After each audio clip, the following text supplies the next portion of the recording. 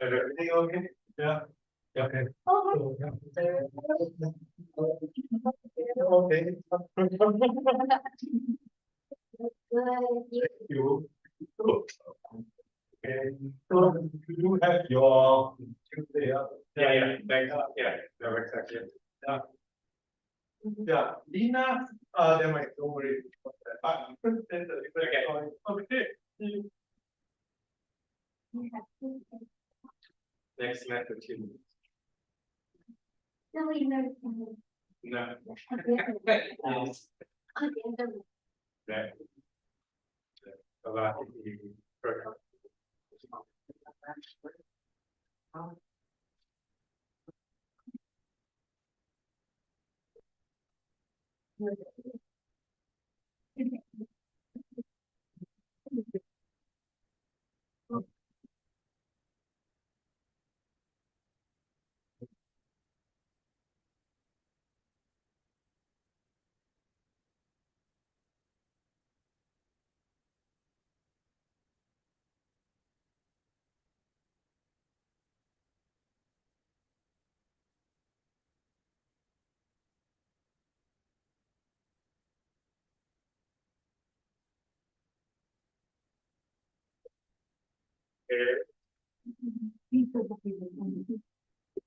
Yeah,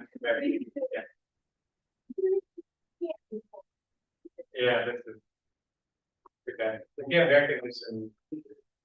But I grew up in Texas. Yeah. If I didn't have a fan or air conditioning, then it would be fun. Yeah, even a fan is like okay.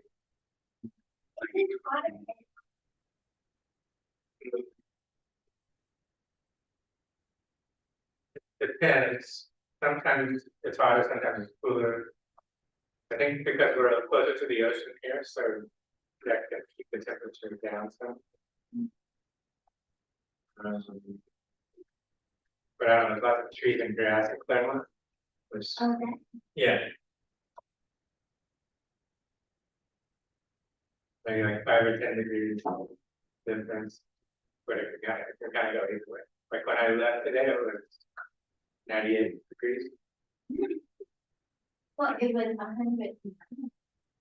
Okay, so yeah, so it's about the same. Yeah. Right. They say 90 something on the phone, but it's actually Right. Yeah. Like in Texas, it can go up to like 110. When I was in India, it would go up. I was in South India, and it could get up to like 112. and that's some years. Yeah. Could be, yeah. Yeah. So like you have to stay inside and sit under the fan. But sometimes there's a power cut. I bought a battery, like a big battery that goes for a truck, and I had it in my house. So where the power, I could still have power. If there's a power cut, I still had battery that could last a few hours to get through the power cut. Yeah. So you rented the house in India? Yeah, I rented an apartment. Like it used to, like the place I rented was one big house divided into 2 apartments. So I had like the ground floor apartment. And then, yeah, I lived in the same neighborhood as my gurus. And they had a house that had like a couple of acres around it. And then so the devotees would just live in the neighborhood. So it wasn't like a monastery, it was like just our guru got a house. Yeah. Well, the whole town was like a lot of temples because they're in the holy mountain, so there were lots of temples and ashrams all over. And some of them were more like monasteries, but my gurus were more. They just had their own residence, and then the devotees lived nearby in the neighborhood. Yeah. Nice atmosphere. Yeah.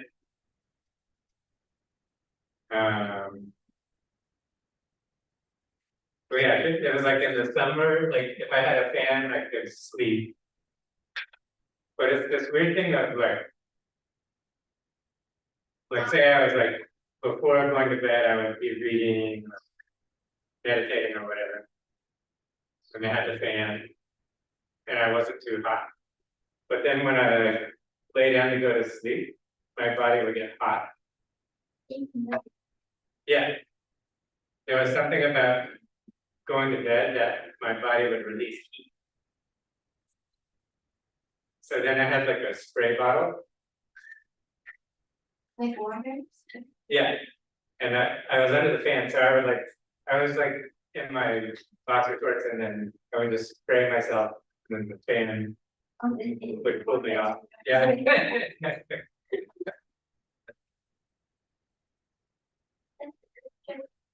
And then when it got really hot, then I like, even then my fan wouldn't be enough. So then I bought another kind of fan that circulates water. So it's not an air conditioner, but it's not a regular fan. It's like a fan that circulates water.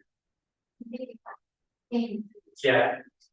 It doesn't like send out a vapor, but the air goes through water, and so then somehow it's a cooler, and that would be enough I could go to sleep.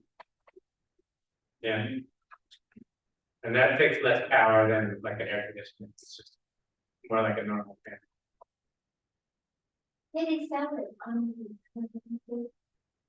I guess so, yeah, probably. I don't know this yeah. Here. Okay, yeah, right. Right? Right. Then we put, so we have a bridge, so we ties the two trays. Right.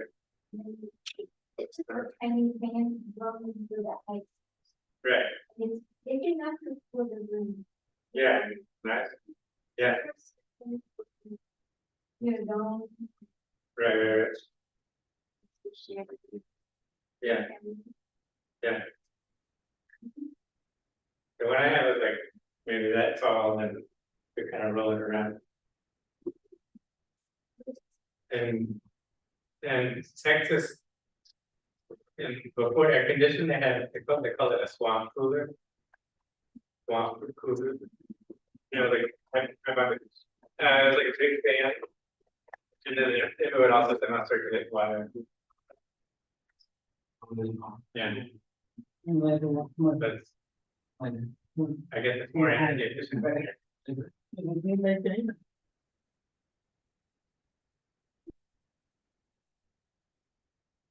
Okay. Welcome back, Sanjay, from YouTube. Good to see you back.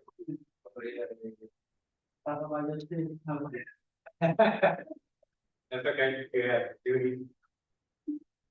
You have to visit other mountains. When we did the temple in other state and Okay. Where you lived before? want to learn why people Right. Nice. That's good. Now, how many months are there um some temple have 3 or 2 or 5 now? Yeah, right, it's on my right. Yeah. Yeah. some temple only one Oh, well, only one. yeah. Here in Long Beach, how many months? For me, I'm not sure, but maybe 100 or again. Sorry, look what my pay on and maybe 70 Like spread out among multiple temples? Yeah. from a time cost. Right, right, so that's like big, right, yeah.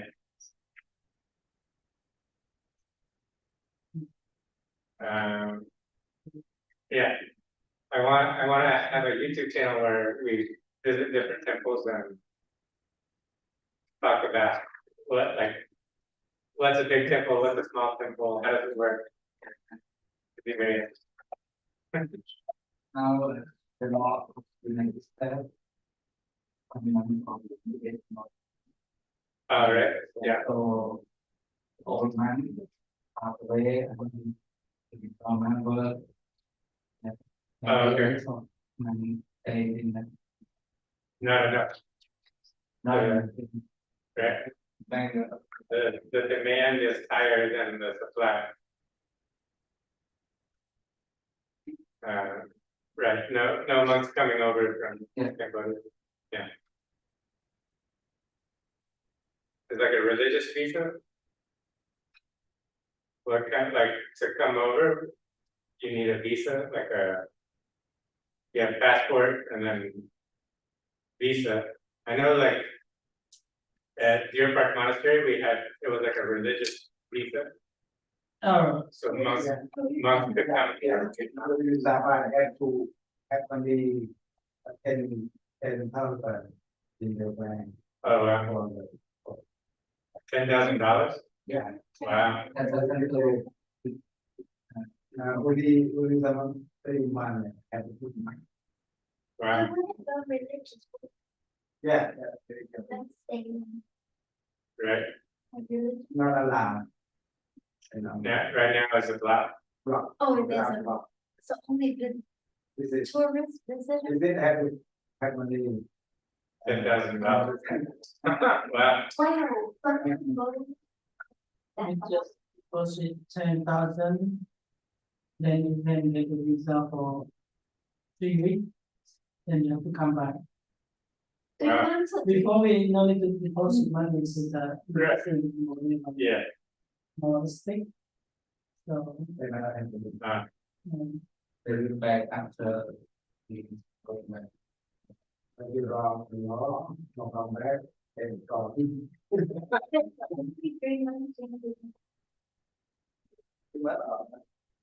I think I'm not sure, but 1 month. tourists, depend on how much you apply for 3 months, 1 month, 1 week, 2 weeks, depend on how much you want. But not a whole year. No. Yeah, if you want to stay longer, you apply for all one, which is for the visa. right, Yeah, if you visa for 30 months, 2.5 years. okay, that's what you have, Yeah. Yeah. Yeah.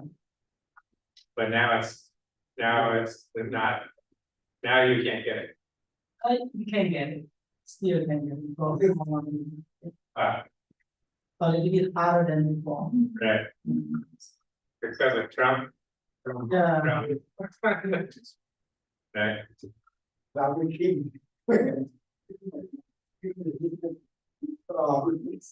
yeah,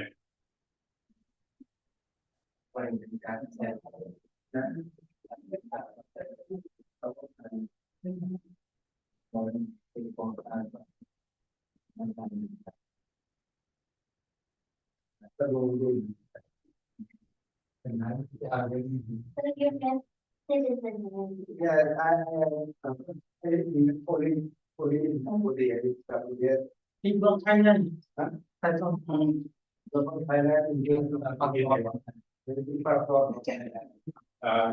Can tourist visa can be from Thailand.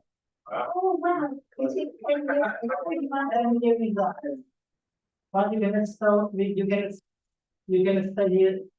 Right, you have to go back 6 months, maybe 6 months. You have to leave 6. Yeah. Can you just go to Mexico and come back? Yeah, Just keep the Yeah. country. Yeah. 6 months, come back, but I had that in India. I just go to Nepal. Why do you think that to keep the country?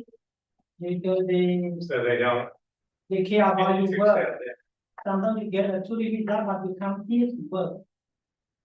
Yeah, You come here to work. Then what? Then we have to go back.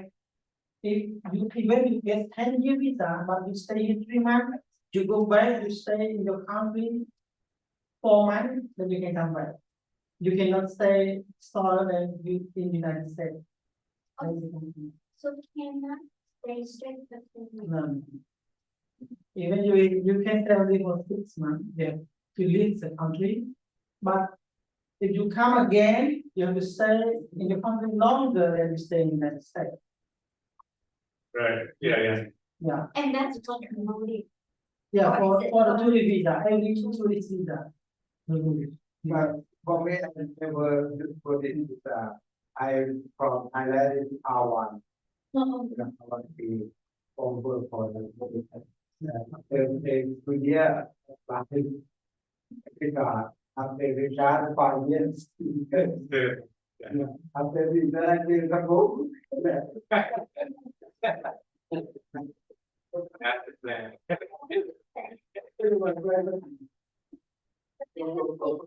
few years.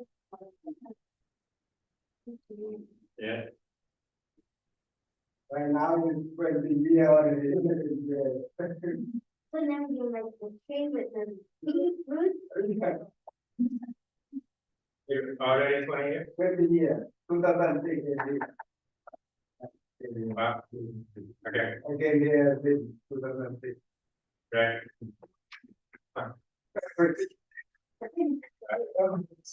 You have green card now. So you're talking about the benefits for the 20 years. Oh, you are citizen? Yeah, this and like this, I will product here.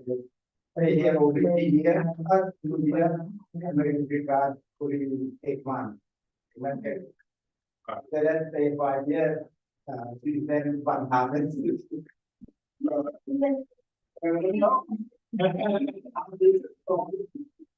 You know, when they regret, they have the citizen. Interview, Yeah. if they took, you know, they didn't do anything. Thank you. Yeah, yeah.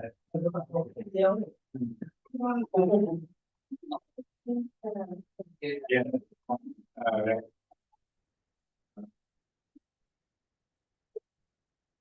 Okay, so we better get started. I got the season 2000. Yeah, 4 years is a new couple. 14.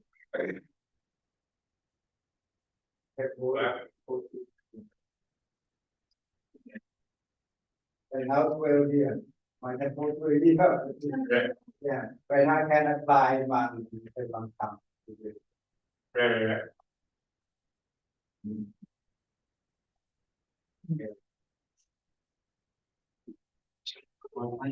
Okay, so today we are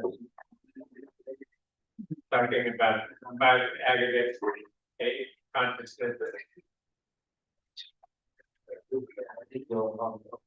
And then that is correlated to the act process, self as context. Okay.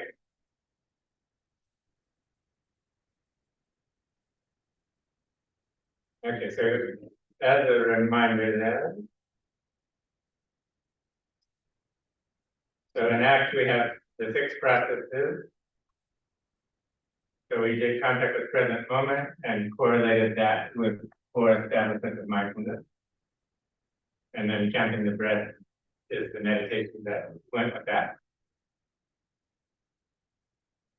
Then we have acceptance, and that was correlated with teachings on the 12 links, the 3 kinds of sensation, first 8 of the 16 exercises. And then the body scan meditation goes with that. Okay, so again, in ACT, these are things you do in counseling with somebody. But we can say in Buddhist ACT, you can do this in counseling, but you can also teach people in meditation how to experience these processes. So this, in Buddhist ACT, we can say you can experience this in meditation, but you can also experience it in counseling. And it's two different experiences, but they're related to each other.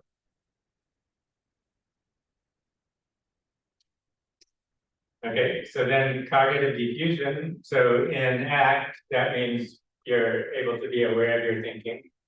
You're not caught up in your thinking.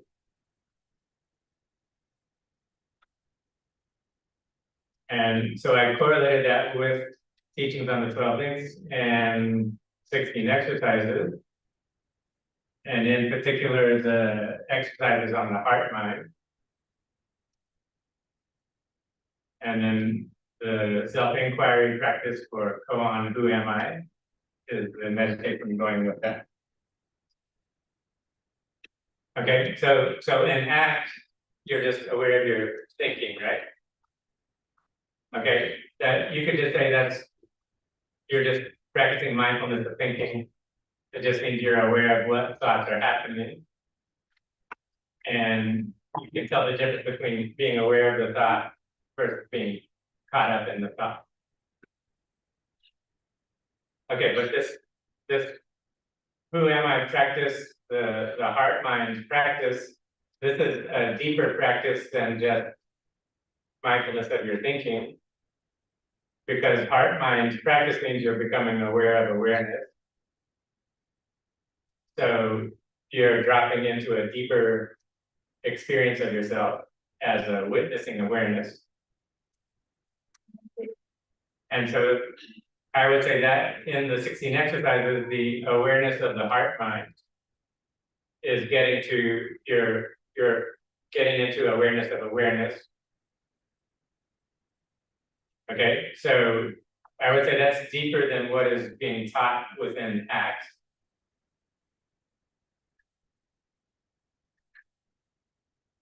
So then in ACT, you have self as context, which, okay, yes, and self as context, they say there is a witnessing awareness.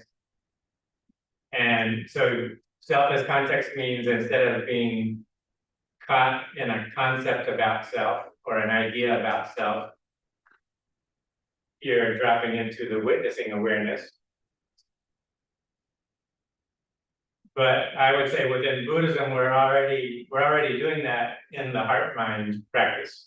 The heart mind practice is already getting to this deeper witnessing awareness, which ACT is talking about in self as context.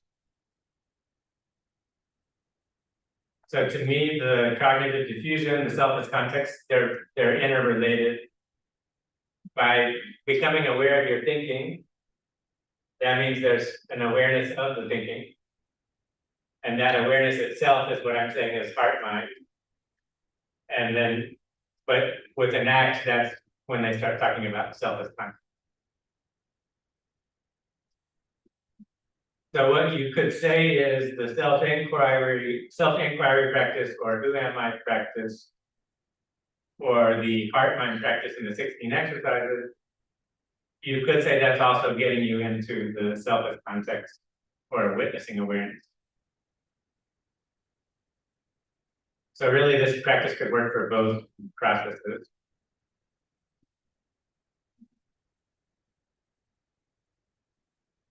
Okay, so then there's another practice of resting in awareness, which to me is also, it's doing something similar. It is you're being with awareness itself. You're aware of things coming and going, but there's awareness in which things are coming and going. And that awareness, again, is taking you back to the heart mind or awareness itself. So there's two ways to experience it. One is awareness of awareness, or where is the awareness coming from? And that takes you into awareness. But another practice is just letting go or resting in awareness. And so you can be aware of things coming and going, but then the awareness of the things coming and going is this deeper awareness, which again is the witnessing awareness. Or in acts, they will also say there's a non-dual ground of being. So non-dual meaning it's an awareness that is more immediate than the subject and the object. So duality would mean there's a subject of awareness and there's an object of awareness. Okay, so if you're practicing awareness of breathing, the breathing is your object and the subject is, okay, me, I'm aware of my breathing, right? So you have a subject and an object. But if you're just resting in awareness, the awareness itself goes beyond a subject and an object. Because the subject and the object are things that are manifesting in the awareness. So the awareness itself is more immediate than the experience of subject and object. Subject and object are things that are happening in the awareness. The awareness itself is more immediate. So ACT does say, yes, there is a non-dual ground of being that you can get in touch with. But I would say within Buddhism or within Hinduism, within Taoism, they have teachings and meditation practices that will more fully explain what that is. You had a question on?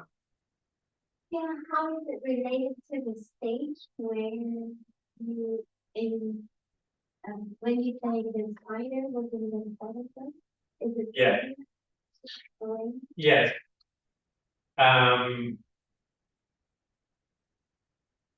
Okay, so if say you're doing counting the breath in the belly, and over time you get to where your awareness is staying down in the belly, you're not up in your head, right? And so that awareness becomes like the home base, but then you're still aware of the rest of your body. Okay, that home base in the belly is not the source of awareness, whereas the heart mind is more the source of awareness, or where awareness is coming from. Ultimately, if you try to find it, you can't find it in the heart, but it feels like it's coming from the heart. So I would say that's the more true center of the web if we're talking about awareness itself and things happening within awareness. Then yes, you would say that that's the center of the web of your awareness, you can say. Yeah. So it's harder to be aware of awareness. It's easier to be aware of the breathing, because the breathing is the thing in front of you that you can be aware of, right? So that's why it's always good to start with awareness of the breathing, or saying a mantra, or looking at a Buddha statue. It's better to have an object to be aware of, because that's helping you come into the present moment. So you're aware of the breathing. So the breathing is happening and you're aware of the breathing. So then, yes, there is awareness getting cultivated as a result.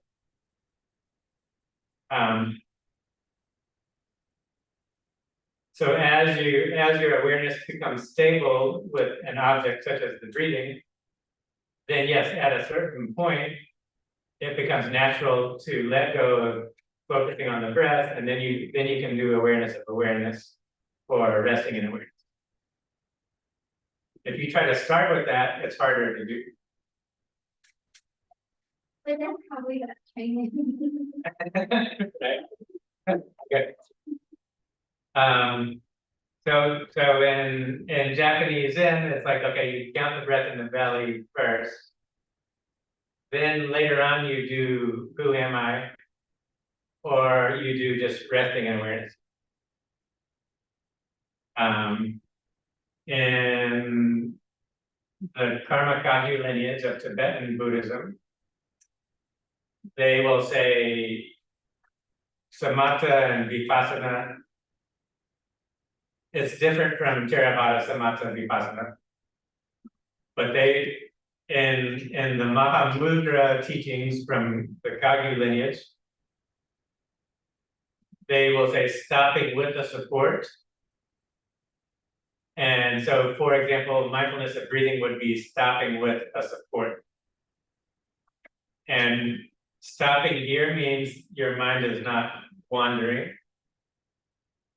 It doesn't necessarily mean you've stopped thinking altogether. It just means your mind is not wandering into the thinking. So you need a support such as the breathing or a Buddha statue, or in this Mahamudra lineage, they'll look at a small rock. Like you just have a small rock on the ground and you just look at the small rock. And that's a support, right? That vipassana. In Mahamudra, that would be shamatha, which would be there. It's different, yeah. So that there stopping means you're aware of an object, but you're also still aware of everything else happening. Whereas in the classical Theravada, if you're aware of something and you're not aware of other things. But in the Mahamudra, you can still be aware of other things. So for them, stopping just means your mind is on the object and it's not wandering. But you can still have things can still be happening. So for example, if you're counting the breath, that's your object. And if you forget what number you're on, that means your mind has wandered. So it is not stopping. Okay? If you get to where you can count the breath and you keep the count, you don't lose the count, you've reached a certain level of stopping where your mind doesn't wander so bad that you forget what number you're on. Okay? So that's a certain amount of stopping, and you're using the counting as a support to hold you into the present. Okay? If you keep doing that, you can get to where you feel the difference between when you're aware of the breathing versus your mind is starting to get pulled away. Okay, so the experience of getting pulled away is the opposite of stopping. The experience of your mind staying in the present and not getting pulled away is stopping. Okay, so you can get to a place where you're counting the breath and your mind is stable in the belly. And even though thinking is happening, you're not getting pulled by it. Your mind is staying present. It's not getting pulled. Okay, so that would be stopping with the support to where your mind is, there's stopping is happening and you have a support, meaning, in this case, counting the breath. Okay, so but you could have another support. You could have a mantra practice. You could have awareness of breathing at some other place. It could be counting. It could be not counting. But there's something that you're focusing on. Okay, so then you can get, even with counting the breath, you can get to where your awareness is stable. It's not getting carried away.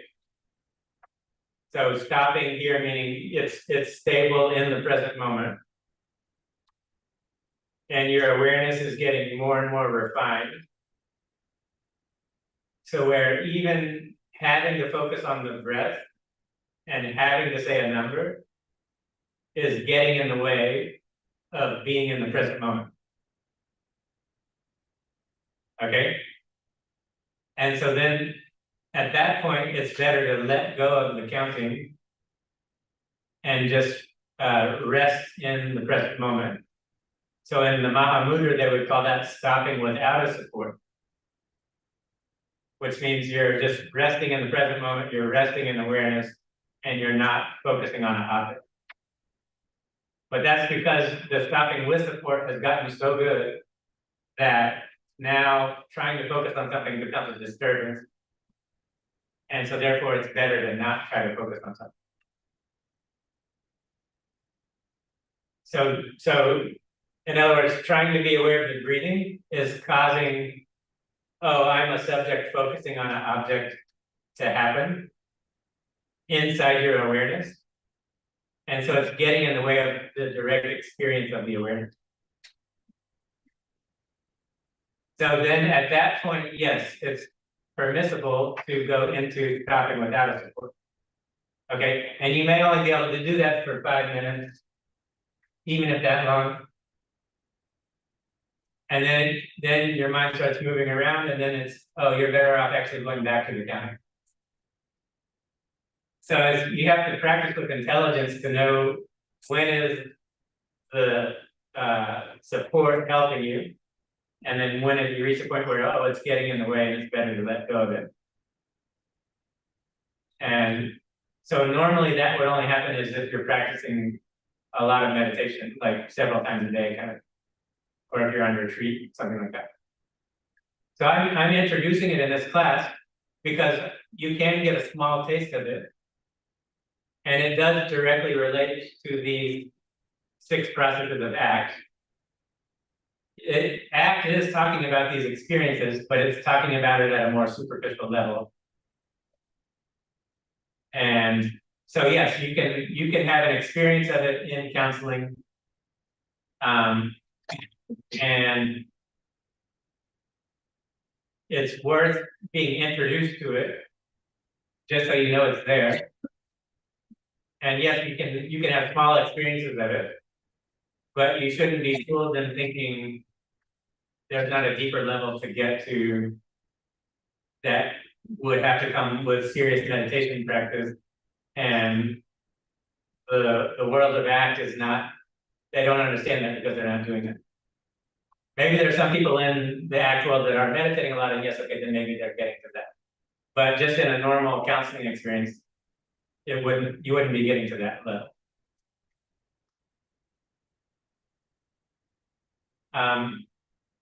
So I see this class as just teaching you, okay, here's how you would experience it in ACT. Here's how it can be experienced in meditation. You can start to get a small taste of it, and that's worth doing. And then, okay, if you really want to go into it, then that would take a larger effort. That would take a meditation retreat or some kind of situation where you're meditating more than what we're doing now. So that, to me, that's ultimately what would be the ideal, is we have a network of temples. We're all tuned in the Buddhist ACT. We're using it for counseling. And then for people who want to go further into it, we create an ecosystem where we are supported to go deeper into meditation practice. And again, this is just me sharing with you my practices. There's other practices that could also be introduced. Right. So the point then today is, okay, we are going to talk about the 5 aggregates, 10 fetters, 8 consciousnesses. We'll also talk a little about right effort. And then we'll do meditation, we'll do counting the breath, and then we'll practice resting and awareness practice. Okay? And so again, similar to like what we did last week, so you should still do body scan, like alternate body scan one day, and then do counting the breath and resting in awareness. For this week. Just so you get introduced to the practice.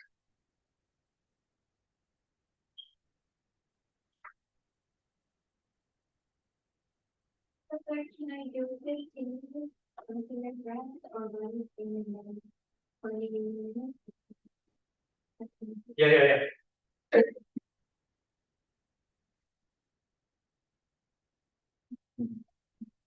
Yeah, like I'll make a recording today, it'll be 15 minutes counting, 15 minutes resting and awareness. And then you can use that recording if you want, or you can do your own and adjust the time to what you want. I posted that one here. So today it's resting and awareness instead of stealthing. Yeah. Oh, the two are different. They're related, but they're different. Yes. Why is it? If I need it in anything, then I feel like. Yes, so that's the point I was making, is normally these practices, who am I and resting in awareness, you wouldn't do these unless you had already been doing a lot of something else first. And then it would make sense to go into that. So what you're experiencing is normal, because if you just try to do these right away, yeah, you're just gonna have a lot of thoughts. So but you still could tune into the experience of awareness in which the thoughts are happening. So you could get a taste of what it is. Non-related, just come to my mind, and then I kind of push it out and not a different one will be. Yes. No wrong. Because I guess I used to hide my concentration so much, and now I let it go a little bit, and then we come back. Yeah. Are you aware that, in the training level, this thing can be in my mind. Not only the one is in the Oh, no, I haven't heard that. oh, is it a strength that we is that the poster? Yeah. I got email to me. Yeah. Professor, Yeah. I'm thinking about self-inquiry and resting in awareness. Are not Not the same. They Not are the same, trying they to- said, Yeah, because I think that self-inquiry is the first step of the first step on the path leading to staying and resting in awareness. Awareness is the resting in awareness is a kind of fruit coming from the self. There are two different practices, Yeah. but they are related to much Yeah. each other. You can just do resting and awareness and still get to the same place. That's another way of getting there, and some people prefer to go that way. Or you can use both. Yes, it is a natural progression to do self-inquiry, and then you get to where you're aware of awareness, and therefore you don't want to make more effort because you're already in the awareness, and therefore, yes, you should just be resting in awareness. So it's more a question of, does doing the self-inquiry deepen the experience or not? If it's just like as I was saying before, like at a certain point, the counting of the breath can get in the way of your experience of awareness. And so therefore you should let go of the counting. Same thing could happen with self-inquiry. You reach a point where you're in the heart mind and you're in awareness, and therefore trying to make more of that happen is getting in the way of the experience. And therefore you are by default switching into resting and awareness. That's the reason why I think that how can the rest, can lead to resting in awareness. Yes. Yeah. So, but you can also just rest in awareness, and that can lead you to the same place, even without doing the self-inquiry. I think there are different practice, and leading to resting in the awareness. Yeah, I mean, there are different techniques. Yeah. And so yes, a common experience is you do the self-inquiry until you get into the awareness, and then you switch to resting in awareness because you're in it. But I'm just telling you, there's other people that they start with resting in awareness, and eventually they get to the same place. You have the same, Yeah, the same vision. yeah.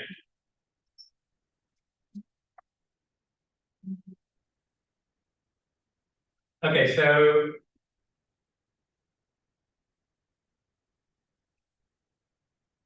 within the Samyutta Nikaya, we have the 12 links, which we talked about the past 2 weeks.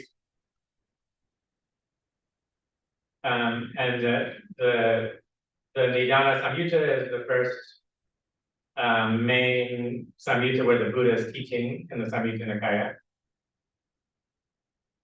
And it is the beginning of the Nidana Vagga Samyutta.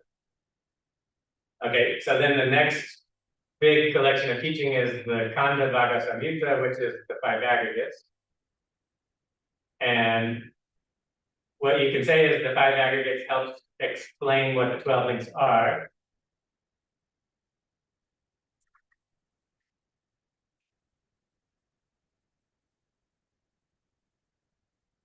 And so what you can say is the 5 aggregates represent identifying and attaching to the body and mind as self. It's the conditioned phenomena that make up an individual. And so by becoming aware of the 5 aggregates and contemplating their impermanent, suffering, no self nature, it can help disrupt the identifying and attaching to the 5 aggregates, which then as a result is dropping you into your deeper, from a Mahayana perspective, we would say your Buddha nature. Or from a Theravada perspective, we could say the unconditioned. By being aware of the conditioned, it helps you become aware of the unconditioned.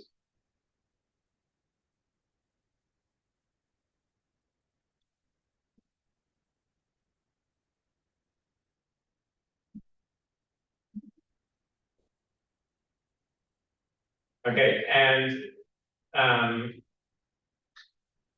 or another way to say it is by being aware of things that come and go in your awareness, it helps you get in touch with the awareness itself.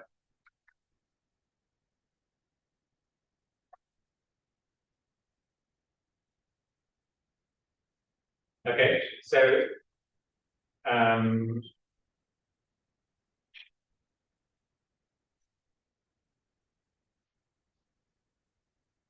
okay, so I don't want to take too long, so I'll just switch to reading some of the discourses, and then we'll go to the meditation. Okay, so I'll record this as you.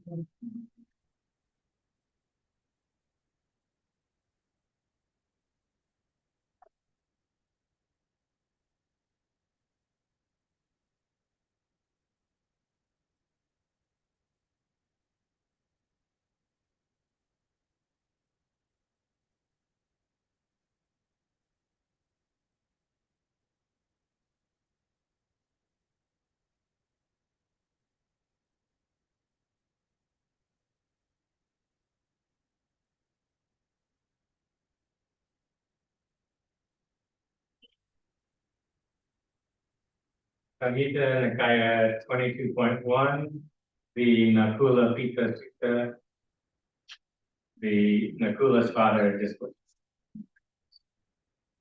So I have heard at one time the Buddha was staying in the land of the Bhagavas on the Crocodile Hill in the deer park at Vesakala's wood.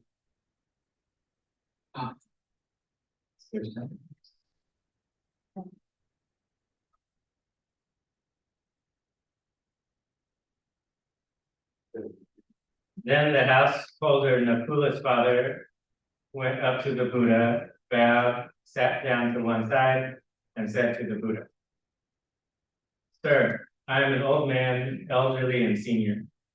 I'm advanced in years and have reached the final stage of life. My body is ailing and I'm constantly unwell. I hardly ever get to see the esteemed mendicants. May the Buddha please advise me and instruct me. It will be for my lasting welfare and happiness. That's so true, householder. That's so true, householder. For this body is ailing, trapped in its shell. If anyone dragging around this body claimed to be healthy even for a minute, what is that but foolishness? So you should train like this. Though my body is ailing, my mind will be healthy. That's how you should train. And then the householder Nakula's father approved and agreed with that, with what the Buddha said. He got up from his seat, bowed, and respectfully circled the Buddha, keeping him on his right. Then he went up to Venerable Sariputta, bowed, and sat down to one side.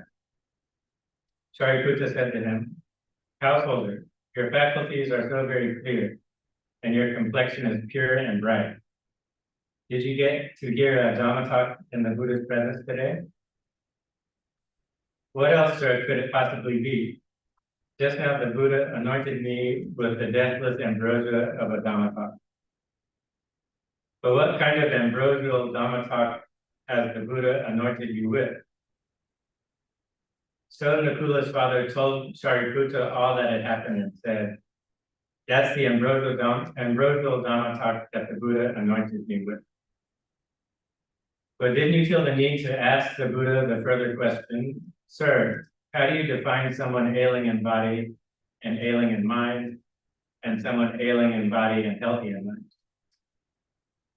"Sir, we will travel a long way to learn the meaning of this statement in the presence of Venerable Sariputta. May Venerable Sariputta himself please clarify the meaning of this." "Well then, householder, listen and pay close attention. I will speak." "Yes, sir," replied Nakula's father. Sariputta said this, "And how is a person ailing in body and ailing in mind?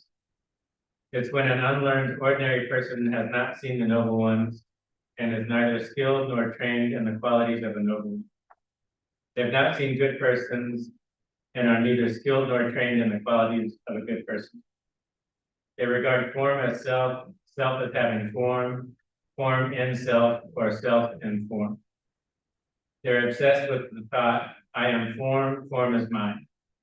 But that form of theirs decays and perishes, which gives rise to sorrow, lamentation, pain, sadness, and distress.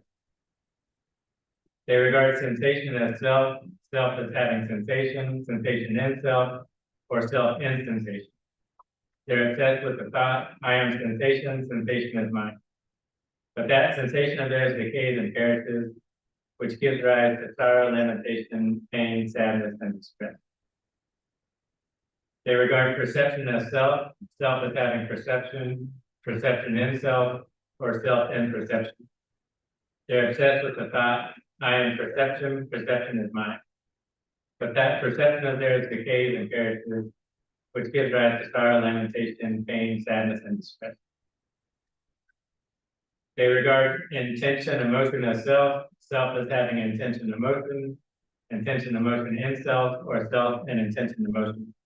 They're obsessed with the thought, 'I am intention, emotion are mine.' But those intention, emotion of theirs decay and perish, which gives rise to sorrow, lamentation, pain, sadness, and distress. They regard consciousness as self, self as having consciousness in self, or self in consciousness. They're obsessed with the thought, 'I am consciousness, consciousness is mine.'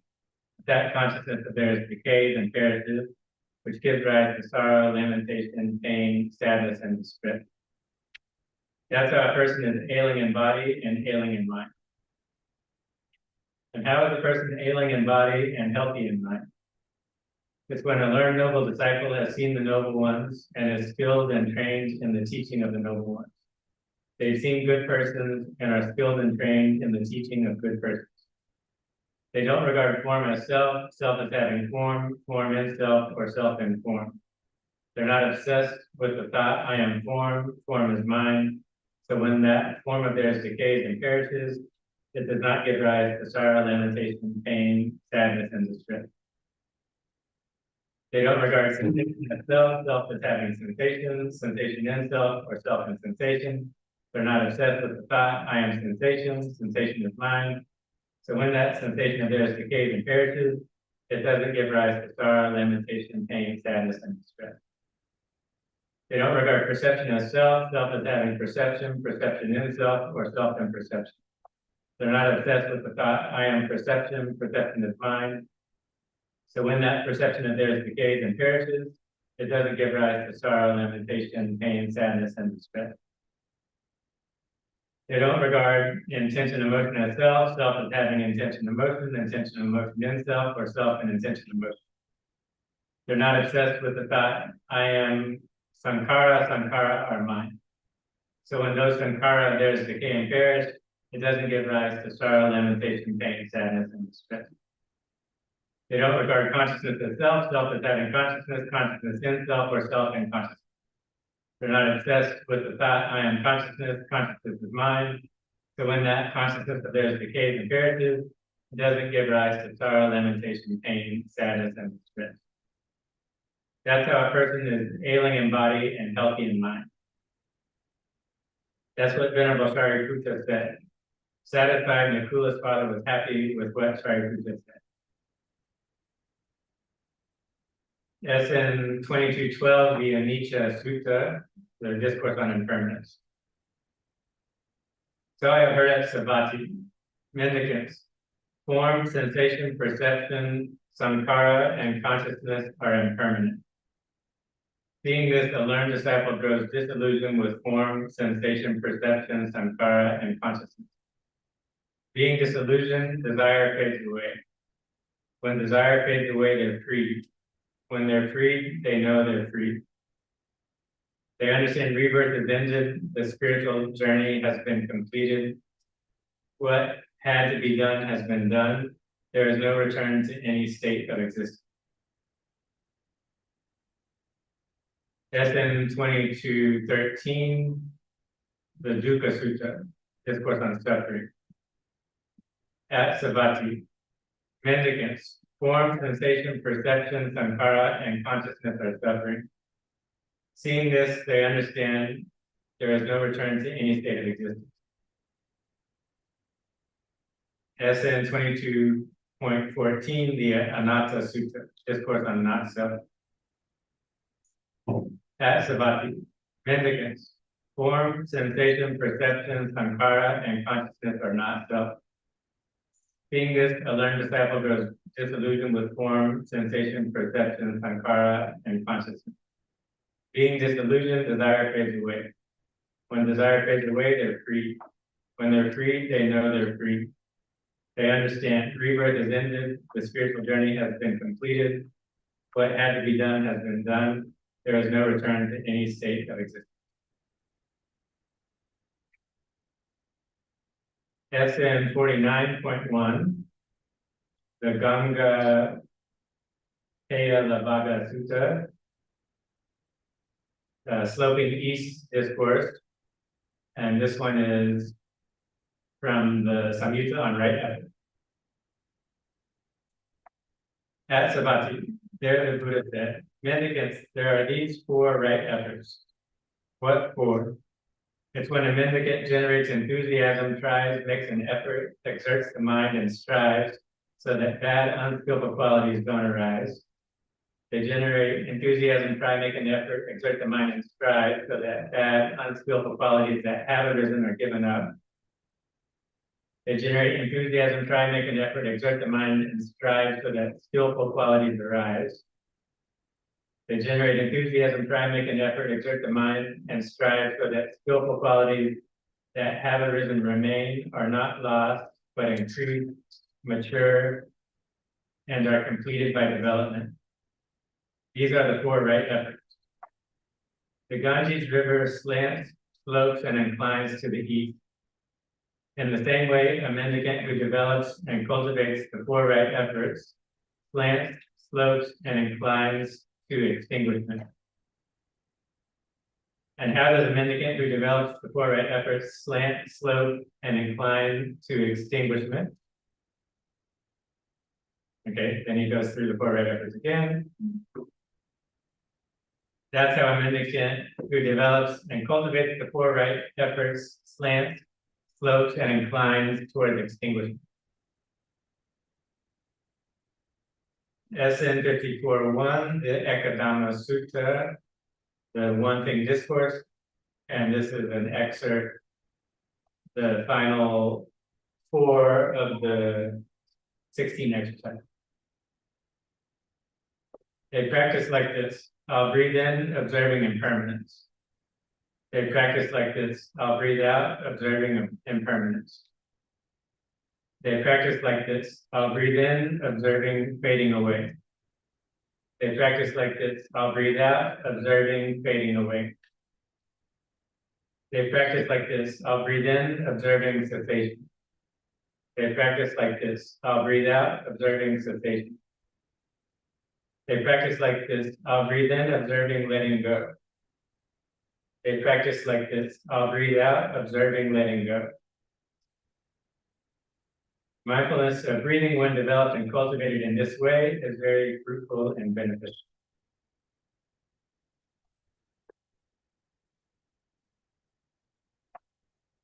Okay, so stop recording. Recording stopped. Okay, so then there are discourses. 54:17, the Buddha. This is the whole discourse. It's called the Samyogana Pahana Sutta. The discourse on giving up the fetters. So this is inside the Anapana Samyutta. So SN 54 is the Anapana Samyutta, which is the 16 exercises. And so inside that Samyutta, it begins with 54.1, which is just the Buddha telling you, here's the 16 exercises. Okay, in 54:17, he says, mendicants, when immersion through the mindfulness of breathing is developed and cultivated, it leads to giving up the fetters. Okay, so he's basically telling you, if you do the 16 exercises, it results in the 10 fetters getting uprooted. Okay, so then if you go back to the Magga Samyutta, which begins the Mahavagga Samyutta, and the Magga Samyutta is on the Eightfold Path. Inside that Samyutta, then there are discourses where the Buddha tells you what the 10 fetters are. So mendicants, there are 5 lower fetters. What 5? Identity, view, doubt, misapprehension of precepts and observances, sensual desire, and ill will. These are the 5 lower fetters. The Noble Eightfold Path should be developed for the direct knowledge, complete understanding, finishing, and giving up of these 5 lower fetters. Then this next one, mendicants, there are 5 higher fetters. What 5? Desire for rebirth in the realm of luminous form, desire for rebirth in the formless realm, conceit, restlessness, and ignorance. These are the 5 higher fetters. Okay, so in the previous discourse, he says if you do the 16 exercises, it will result in the 10 fetters getting destroyed. Okay, so these are the 10 fetters. Okay, and then if you go back to 54.1, and the final 4 exercises, this is where he says you contemplate impermanence, and you experience fading away. Fading away leads to cessation, and cessation is nirvana. It's an experience of nirvana. And then that leads to letting go, which I see as the 10 fetters are getting weakened or destroyed as a result of the experience of the cessation. So to me, letting go means the 10 fetters are getting weakened or destroyed. Okay, so you have contemplating impermanence in the 16 exercises is what you contemplate to cause that to happen. But we have in the previous discourses, the Buddha saying, if you contemplate no self, if you contemplate suffering, that can also cause you to experience nirvana. So what I would say then is impermanence, suffering, no self. You could contemplate any one of those, and it can help you uproot the 10 fetters. It can help you uproot identifying and attaching to the 5 aggregates. So what you could say then is in the 16 exercises,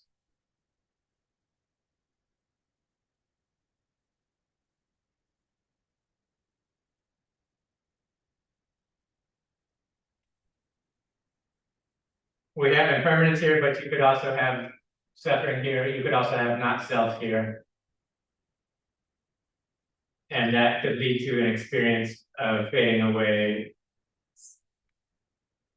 cessation, and letting go.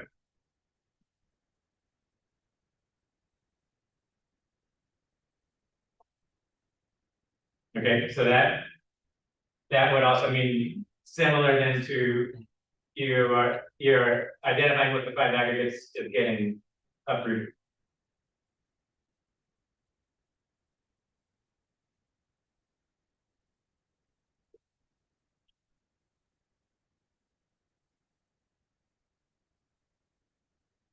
Okay, so if we go back to the ACT process, is called self as context.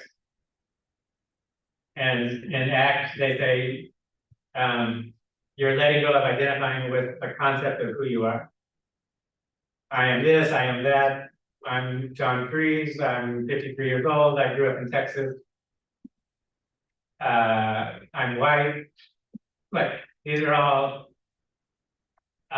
labels I'm putting on something that's impermanent. It's suffering if I'm attached to it. If I look deeply, there's nothing there. So the self as concept means you're identifying with something. And then if you switch to the witnessing awareness, to me, that means you're getting in touch with the heart mind that is aware of what is coming and going in your awareness. What is coming and going in our awareness? It's the 5 aggregates. Or you could also say it's the 12 links. This is what's coming and going in our awareness. And then through meditation practice, we can get in touch with the witnessing awareness through the self-inquiry or through the resting in awareness. And by being in touch with the awareness, then that can lead to the letting go of identifying and attaching to the 5 aggregates.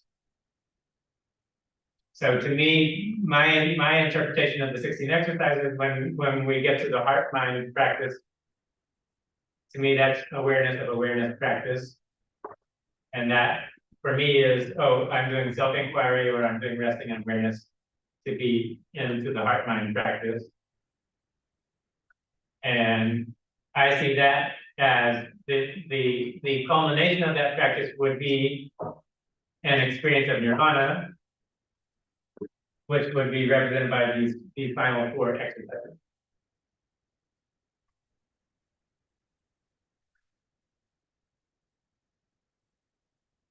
Okay, so this is going beyond ACT, because ACT doesn't believe in rebirth or liberation from rebirth. At best, you just have a temporary experience of witnessing awareness, but there's no deeper understanding of identifying to the body and mind yourself and the possibility of that being uprooted through nirvana. So to get that, you have to have a tradition that has an experience of nirvana inside the tradition that can then have this deeper awareness.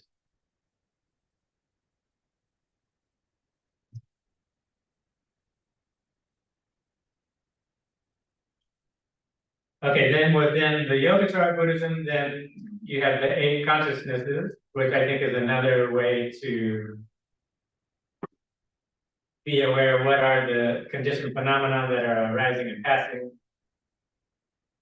and things that you can be identified with that you can learn how to let go of.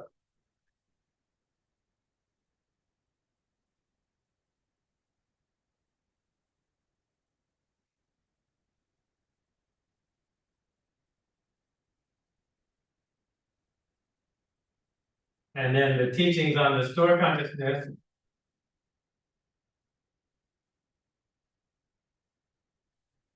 I see the teachings on right effort as already getting into the neighborhood of the store consciousness.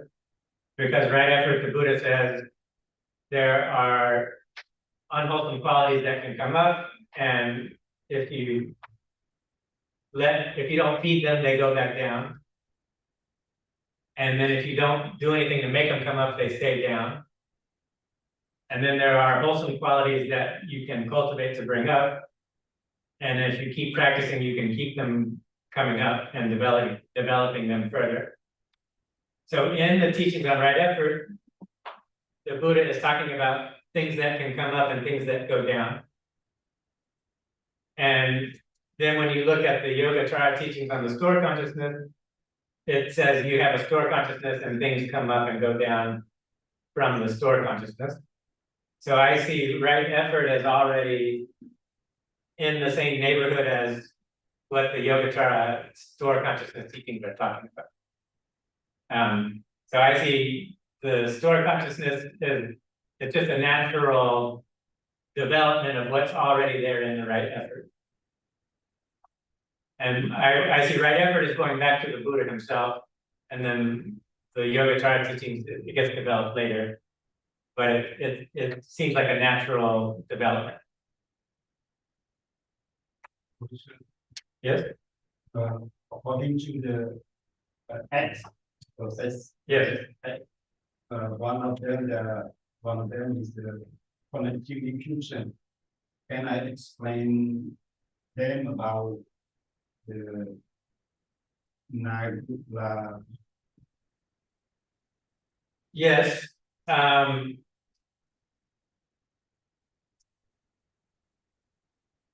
Again, the cognitive, like to me, the cognitive diffusion and the self as context are related to each other. And when you see it through Buddhism, it's clear. As soon as you start becoming aware of your thinking and stepping back from your thinking, you're already getting in touch with heart-mind awareness, which takes you to this witnessing awareness, and that's what the self as context is talking about. So cognitive fusion is more just you're identified with the thinking, and then if you let go of the thinking, that's cognitive diffusion. And that's within ACT, that's talking specifically about mainly thoughts. Okay, but that experience of identifying with thoughts from a Buddhist perspective, identifying with something, you can identify with thoughts, but you can also identify with the body, with sensations, with perceptions, with sankharas. So that experience of identifying with something, Buddhism is recognizing that not only with thinking, but with all five of the aggregates. And so then that letting go of identifying with the five aggregates, to me, within ACT is more the self as context process. Yeah.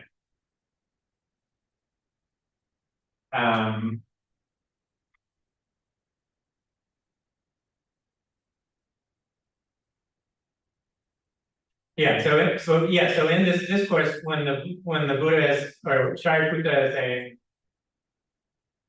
We don't clinging to all. yeah, don't regard sensation as self as sensation, self as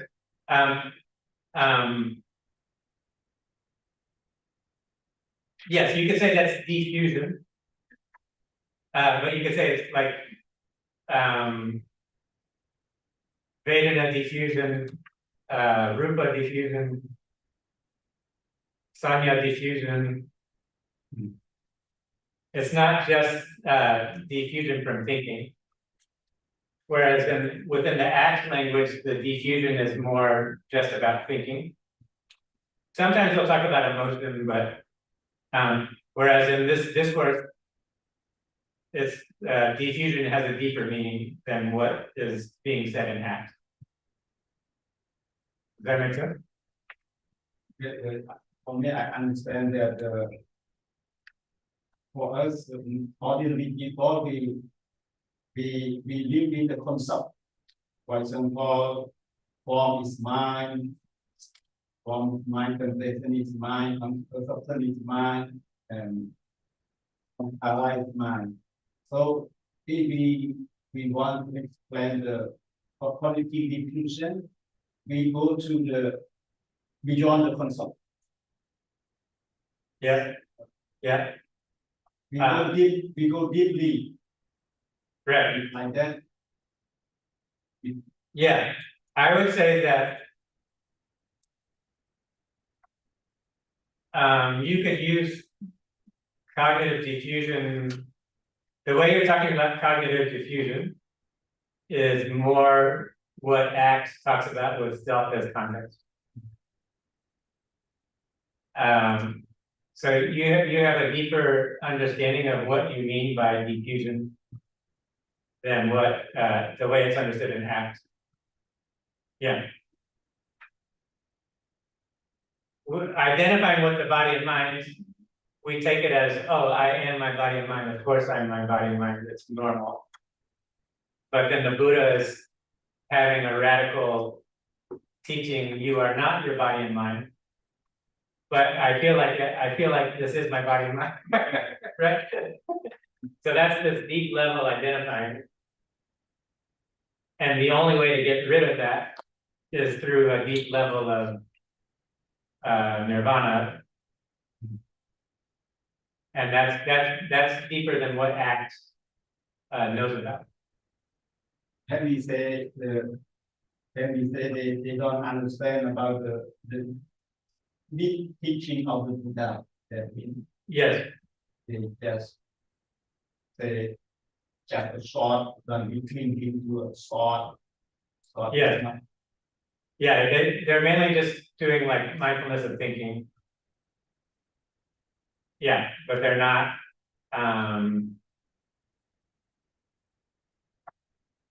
because most of them are coming from a scientific background.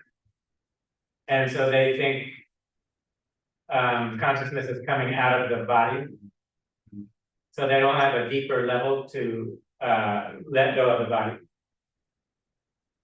I think if they have learned Buddhism deeply, especially if they have practiced vipassana, maybe we can penetrate deeply. Yes. Yes. Yeah. So I would say, yeah, Buddhism is looking at the same thing, but it's coming from a deeper perspective. Yeah. Yeah.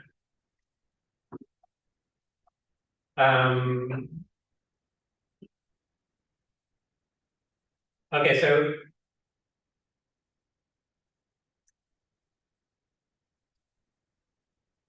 within Buddhist ACT,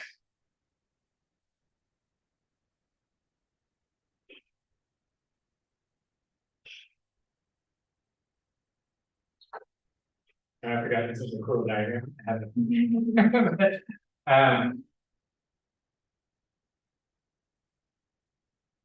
Okay, so within Buddhist counseling, if you're doing counseling with somebody, you can use the teachings on the 8 consciousnesses as a psychology. Okay, so that's one reason why I put it in this chapter. Okay. But if we're talking about not identifying with the 5 aggregates, if we're talking about realizing nirvana, okay, that goes beyond counseling.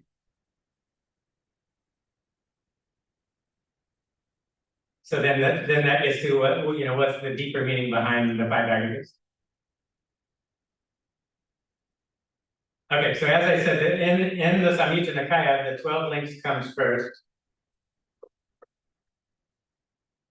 It's the Nidana Vaga Samyutta, like you have the Sagata Vaga Samyutta, which is the discourse of those verses, and that's 11 samyuttas that come first, and that is the opening band or the appetizer before the main course. With the Nidana Vaga Samyutta, that is when the Buddha really starts teaching, and that is the 12th samyutta about the 12 links. And in SN 12.1, he just tells you these are the 12 links. Okay? Okay, then there's multiple samyuttas inside the Nidana Vaga Samyutta, but then you get to the Kanda Vaga Samyutta, and that's the next big collection. Okay, so that's SN 22. Okay, and SN 22, the first discourse is the one Nakula's father discourse. Okay, and it's a straightforward discourse where between the Buddha and Shariputra together, they're basically just telling you these are the 5 aggregates, and don't identify with it. Okay. So again, it's a relatively short discourse. It's pretty straightforward, and it's basically the Buddha telling you here's the 5 aggregates. Okay. So then, if you just look at the 5 aggregates as the second main thing the Buddha is putting forward in the Samyutta Nikaya, and how does it compare to the first main thing he's putting forward, which are the 12 links? So in other words, how do the 12 links and the 5 aggregates relate to each other? And why is it the 12 links are first and then the 5 aggregates are second?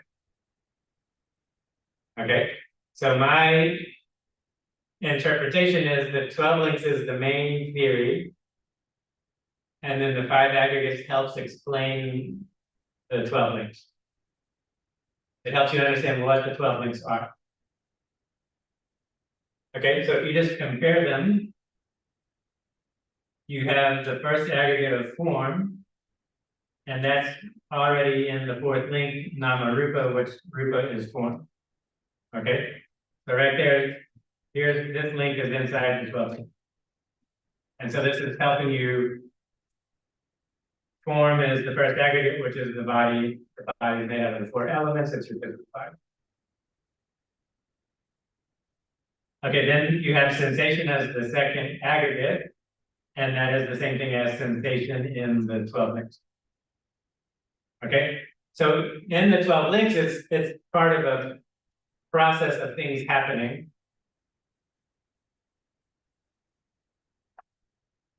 Sensation is happening, you have contact, and you have sensation, then you have sankhara, the gravy come up, and then if you act on it or not. So in the 12 links, it's like you're inside of something that's happening and you're going along, right? The 5 aggregates is more, it's just a general map. You're not in the middle of something that's happening. It's more just, these are 5 different things that you're made up of. You can become aware of them, but it's not like you're inside of a process the way the 12 links are. Okay, so it's more just, these are 5 different things that make you up and you can become aware of them, but it's not like you're going from one to the next to the next to the next. Whereas in the 12 links, yes, you're inside of the process and it's happening. Okay. Okay, perception is the only aggregate that is not directly in the 12 links. There's not a link of perception. But if you look at Nama Rupa and you look at how the Buddha defines Nama, he will define Nama as being the 4 aggregates. Rupa is still Rupa, and then he will define Nama as the other 4 aggregates. So yes, technically you could say perception is in there as part of Nama. as the four aggregates. Okay. I should probably draw another line that would show all four of these aggregates would all go into Nama also. I just now realized. Okay, then you have Sankara. Okay, so Sankara is Sankara, which is the second link. So that's a direct connection, but also craving, yes, it's also part of Nama, I should add that in, but also craving is a Sankara.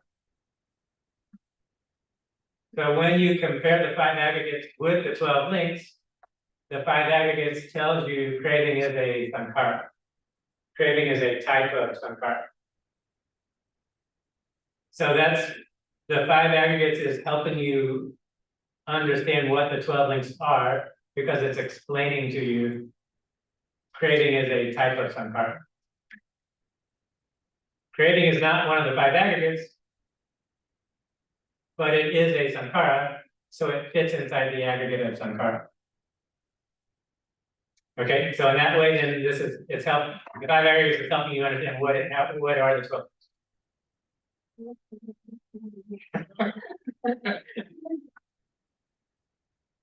Okay, then consciousness, the 5th aggregate.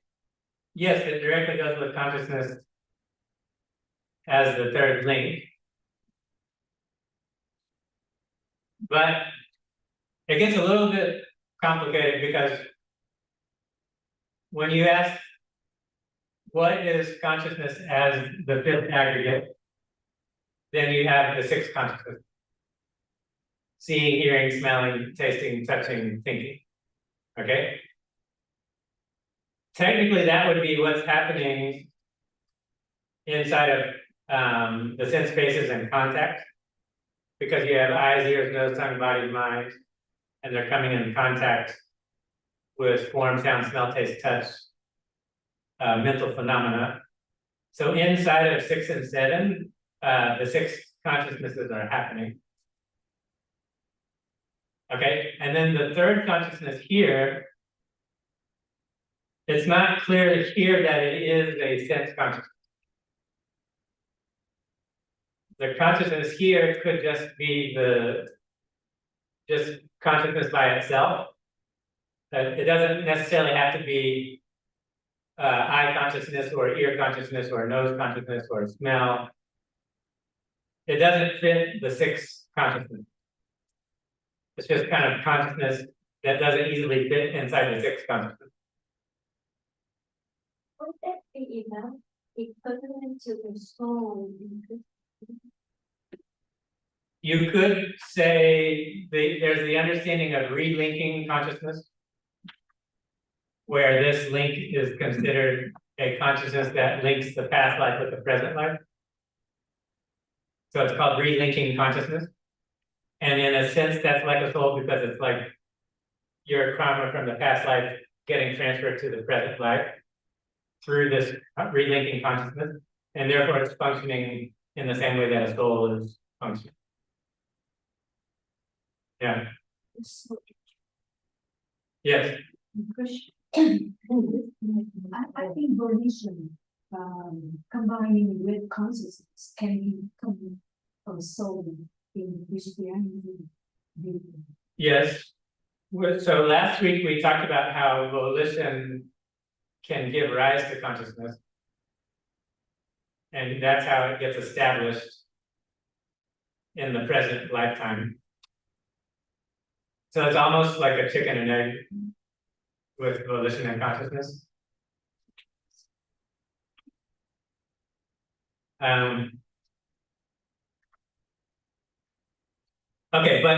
So the 5 aggregates then can help you understand what the 12 links are. It helps to explain what they are. And the 5 aggregates can be used just as a way to map your present moment experience in terms of you can become aware of your body. You can become aware of the sensations as being pleasant, unpleasant, neutral. You can become aware of perception, meaning are you labeling something or recognizing something? You can become aware of sankhara as intention, emotion. You can become aware of consciousness in terms of seeing, hearing, smelling, tasting, touching, thinking. These are things that you can become aware of. But they're not happening in a sequential order.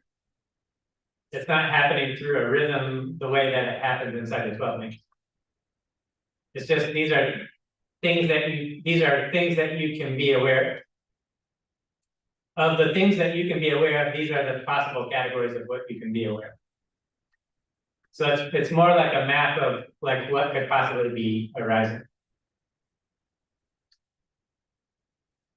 Or as we've seen in this discourse, in these teachings, by becoming aware of the 5 aggregates, it helps you become aware, oh, I am a conditioned phenomenon made up of these 5 aggregates. So it can help you become more deeply in touch with that. Okay, so I would argue then that both the 12 links and the 5 aggregates are different ways of getting you in touch with your experience. But they're not exactly the same thing.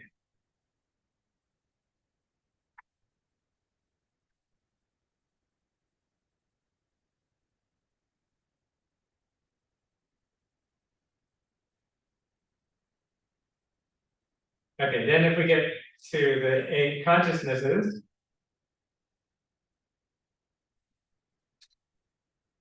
So within the traditional Theravada, within the 5 aggregates, the aggregate of consciousness would be these 6 consciousnesses. The eye consciousness, the ear consciousness, the nose consciousness, the tongue consciousness, the body consciousness, the mind consciousness. So the 5th aggregate would mean these 6. Okay. Then the afflicted consciousness is the sense of being a separate self. And within Theravada, that would be the fetter of conceit, the samyojana. Within the samyojana, that's the fetter of conceit. It can also be called the eye-making or ahankara. Okay, then you have store consciousness, which is the ground out of which all these other ones are manifesting. Okay, and so again, within the teachings on right effort, it kind of hints at this, but it doesn't give it a name, but it's kind of there.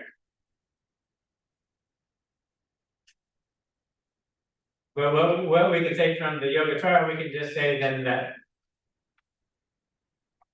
these 7 consciousnesses are manifesting out of the store consciousness. Okay, you could also say the 5 aggregates are manifesting out of the store consciousness.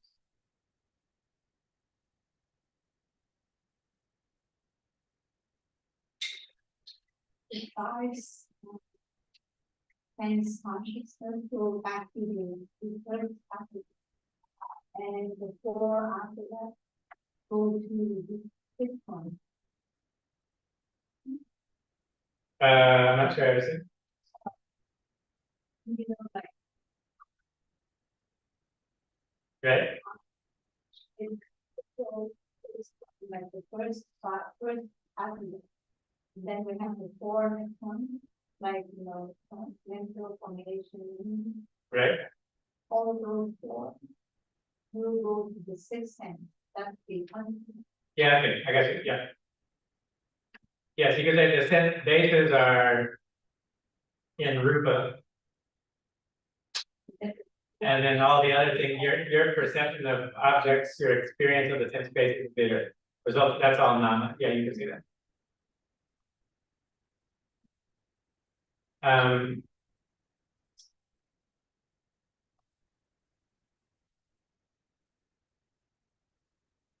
Okay, so then when the Buddha in the 16 exercises says, become aware of the heart mind, that means something deeper than the mind's consciousness.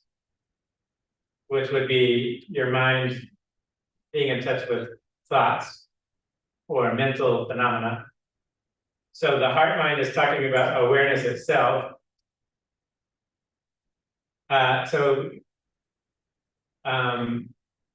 Within Yogacara, you could say when you're getting in touch with awareness itself, that's coming out of the store consciousness.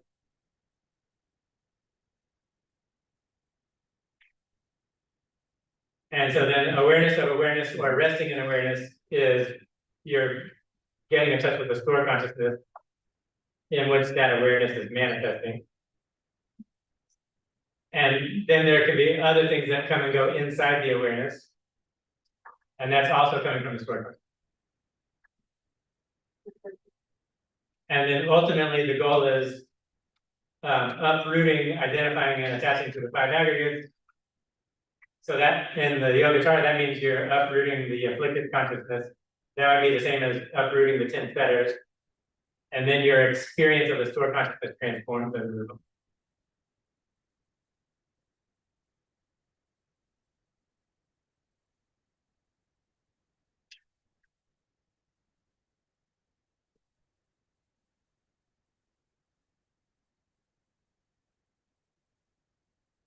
Okay, so then when we get to practice then,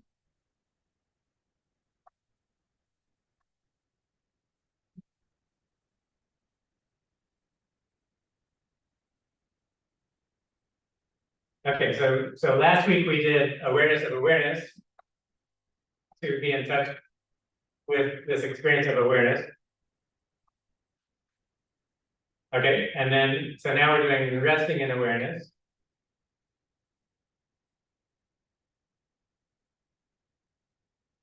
Okay, so usually it's good to start out such as counting the breath or do the body scan first. So today we'll do it like we'll sit for 15 minutes and then we'll do resting in awareness for 15 minutes. Okay.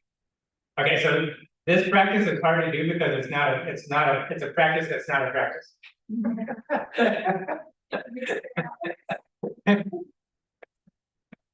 Okay, so the way you practice it is you're just resting in awareness, and when you notice your mind is getting carried away, you let go, and then you just come back to resting in awareness. And then every time your mind wanders, you notice, then you come back. Okay.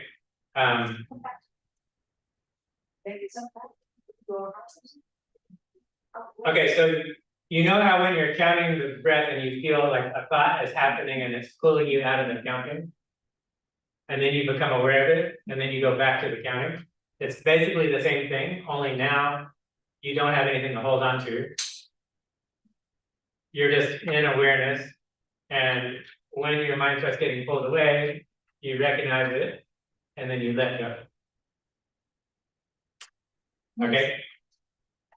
And again, I'm normally you wouldn't do this unless you were already doing something else a lot already, but it's worth just trying it out just to get a little taste of it. Yeah. So the practice is just we'll take a break and then we'll come back. But we'll do counting the breath for 15 minutes, then we'll just practice resting anyways. And then so it's just being aware of the difference between when are you in the present versus when are you getting pulled. And when you're getting pulled, you may not know you are getting pulled until you become aware that you got pulled. And once you become aware of it, you are by definition back in the present moment. Right. Or when your awareness becomes more sensitive, you can start to become aware of when it's starting to get pulled. And then you let go at that point. So you catch it before it happens. Okay, so we'll take a break and come back 15 minutes. Okay.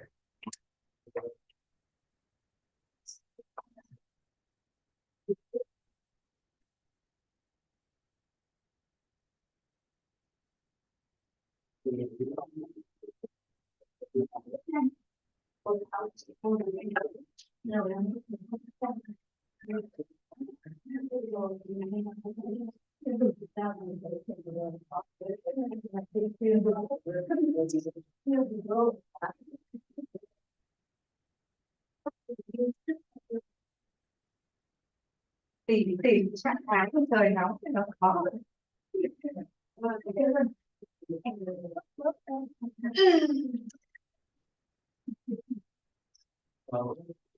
Trên đây trên gì đó cũng là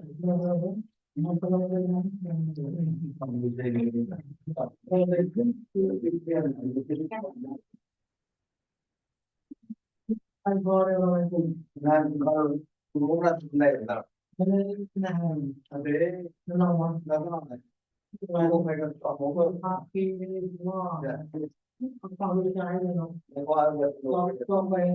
không phải cái kèm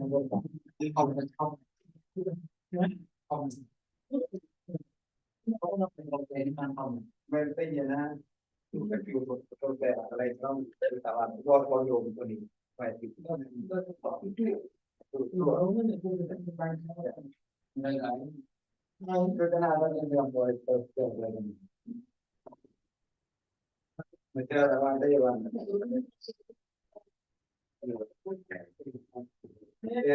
Đây nó mày rồi. Dù có thì muốn quay trở chút chớ nó cái môn này đây là một cái nào cũng học nó không thôi. So for this, you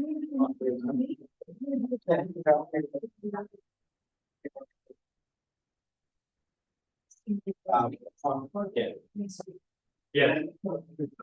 And if you want, you can also still alternate with somebody. number one.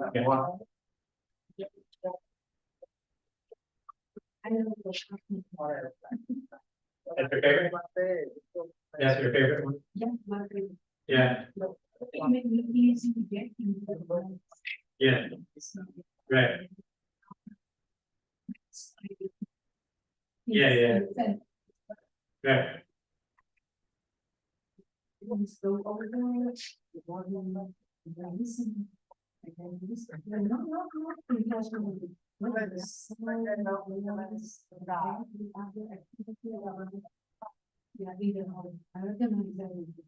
Yeah. Yeah, that's good. Right. Yeah, right. Yeah, It does something that yeah, you just kind of let it be there. it doesn't mean That's good. I know what is I really want my Yeah, But how can you practice every yeah. Yeah, that's the one I do the most. Yeah, and your association the founding one with your five aggregated Hmm. very small Yeah. and it's somewhat kind of Yeah, exactly. Yeah, very interesting. yeah. Hello. Yeah, it feels nice to think about. Yeah.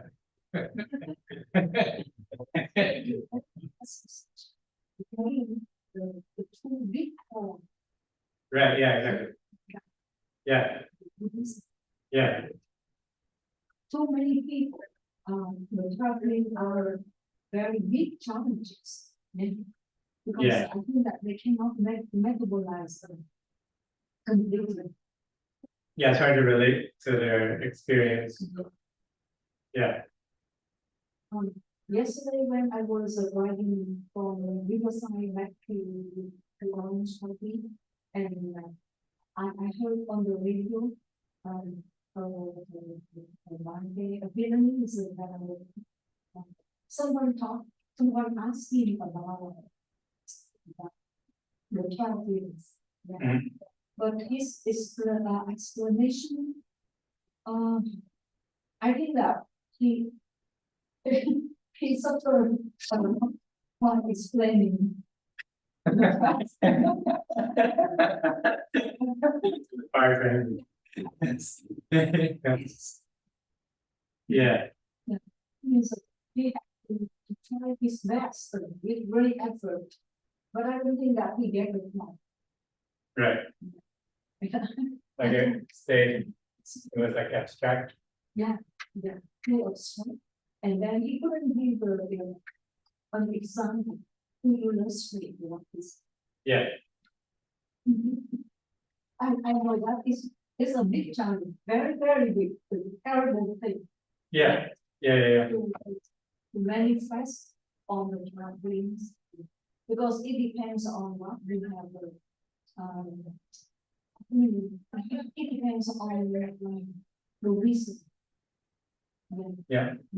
How to get them, how to metabolize. Yeah. It's very hard. It is a big challenge to do that. Yeah. I know that. I understand, and I think that is really not very well. Because if someone asks me, maybe I can hear the words easy. Yeah. But there's. Yeah, I wasn't like, when I learned about the Vipassana from the Goenka tradition, and then that's when they talk about the sensations in the body and the body scan, and then it talks about contact and then sensation, and then the emotion coming up. So then that was very grounded and an experience that I could directly relate to. So that's, for me, that was how I got into understanding the 12 things, was through that presentation of it. And then it's been more just my own kind of trial and error, figuring out, like, yeah. Yeah, I see that it is still a big challenge for me. Mhm. If I can overcome on it, because then I get full of it, and then maybe I can get up to the higher level Yeah, in learning. yeah. And very hard to understanding is very easy, but to associate them and illustrate them and experience, it's very. Yeah, We understand the theory, but how to get them into the practice, then we can get more experience. It could be very hard. yes, I agree. Yeah. I think I should do. Well, we have many lessons.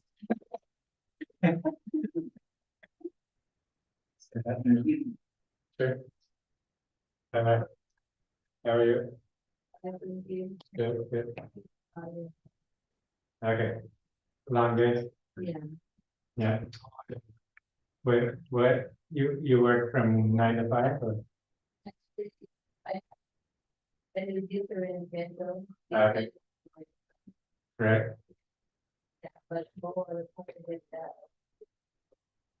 Right. And what's your job?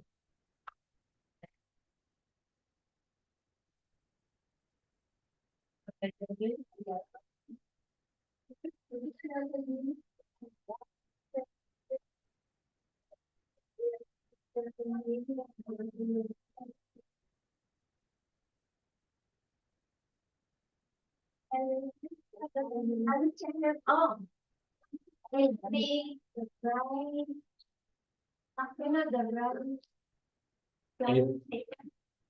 Oh, okay.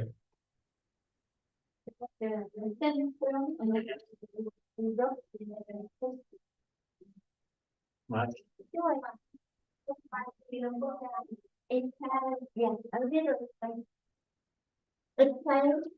Mình bánh thì ngon chứ.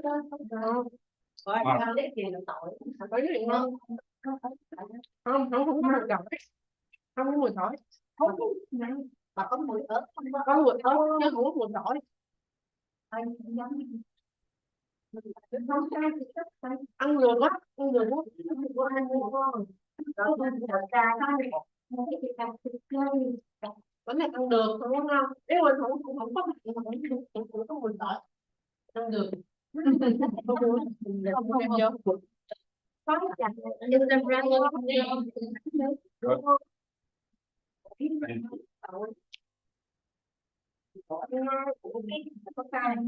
Không có ca thì ok nhưng có ai đúng rồi đây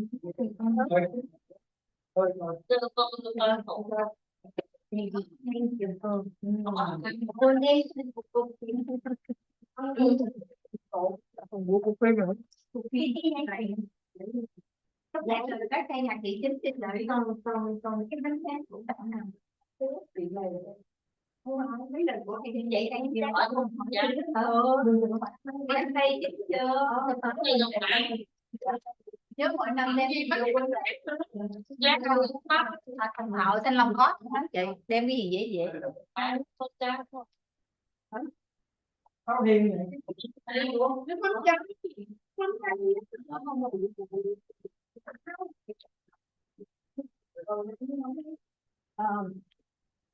chúng tôi sẽ xin cái công thức làm được không? Rồi tôi dẫn chơi tôi làm nào không? Đâu phải cách gì làm. làm nó hả? Làm nó đâu biết làm đâu. Mỗi ta mình tự không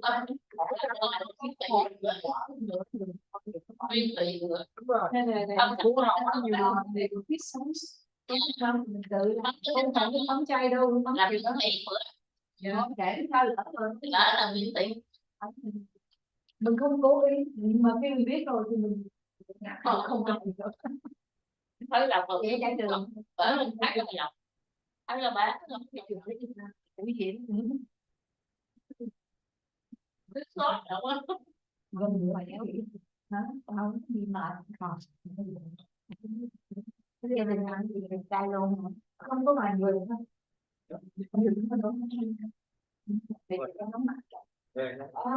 mấy đứa nhỏ nó không quên nó khi không lên đường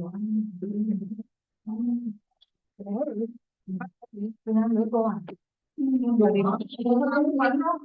thôi kệ chắc không kệ đi đâu sao không biết ai rồi nhưng mà mình không biết thì không sao mình thấy là bán đó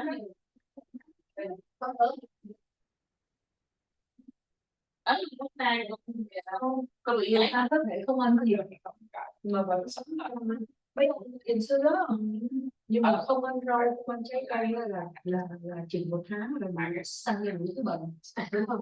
Tại vì tất cả các cái nguồn sống vitamin nó đều nằm ở trái cây và rau củ thì ăn cái đó vậy mình ăn trên gần 50 năm rồi đó gần 50 năm rồi có mấy năm nó không thấy được làm lúc ba tôi chết tôi làm 4 tháng này thì họ có lẽ ăn đúng tôi sáng thì cũng tô khô chứ cũng tô khô cái gì thì đâu không có gì khác không có ăn nào cũng phải ăn nhiều nó phải có cái đạm thực vật hay protein sữa đậu nành chai phải uống sữa đậu nành không có sâu nhiều đào chỉ nước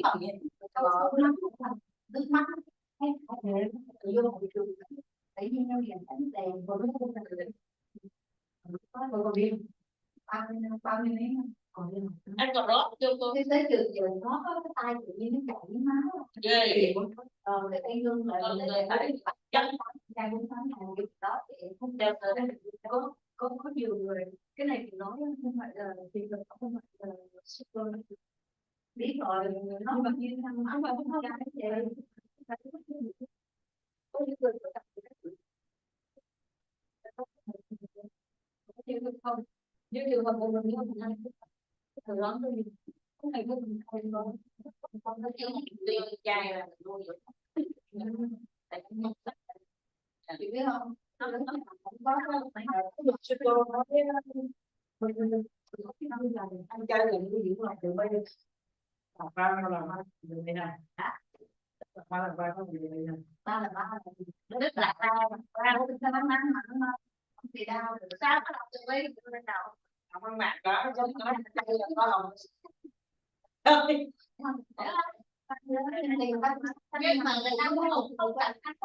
nhưng mà không thể khi mà không có mình tới đặt mình từ nói chung cái gì nó nói nước là em vẫn không ăn chay này mình cũng là cái so sánh những cái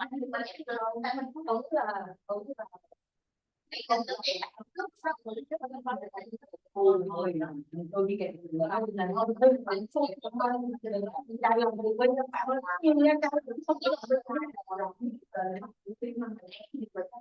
bởi vì ông đang ở bên tây này thì có thể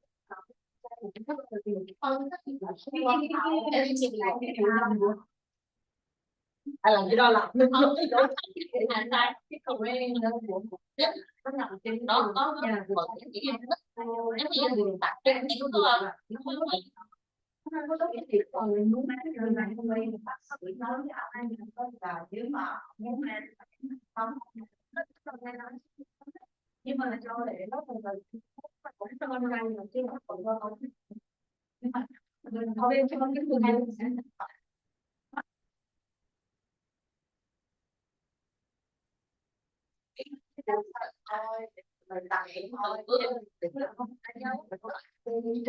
mình là mình họ ngọt mình